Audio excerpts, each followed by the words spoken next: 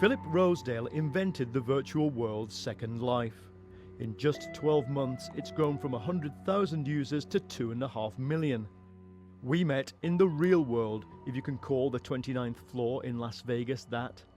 What inspired him to do it, I asked.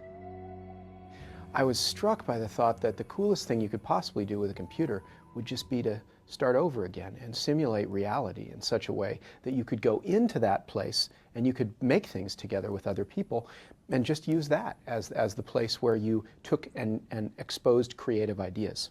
So that was, for me, the genesis of Second Life.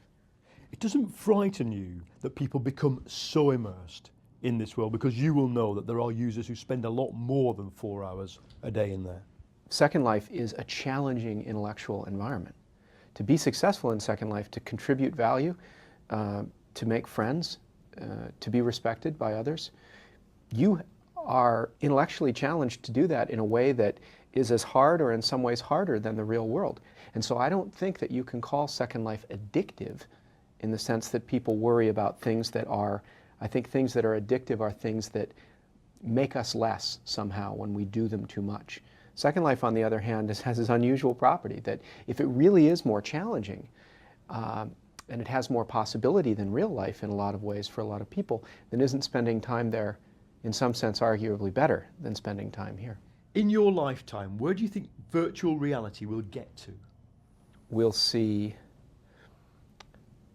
virtual worlds be a more important place as it relates to intellectual work. In other words, if you're talking about where our creativity happens, where our collaboration happens, where things get built first, they will happen by and mostly in the virtual world.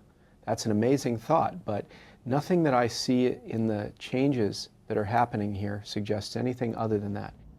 I mean, ultimately, how do you think virtual reality is going to change the real world? I think someday we may think of the cities that are really vibrant places where today we come together to collaborate and create intellectual work. The big cities of the real world, I can imagine those cities being more like museums, places that are still fascinating and places that we explore and perhaps places that we socialize and go, but not places that we do the kind of work that we used to do in them. I do think that you'll start a lot of contact and information gathering and exploration in the virtual world rather than on the web.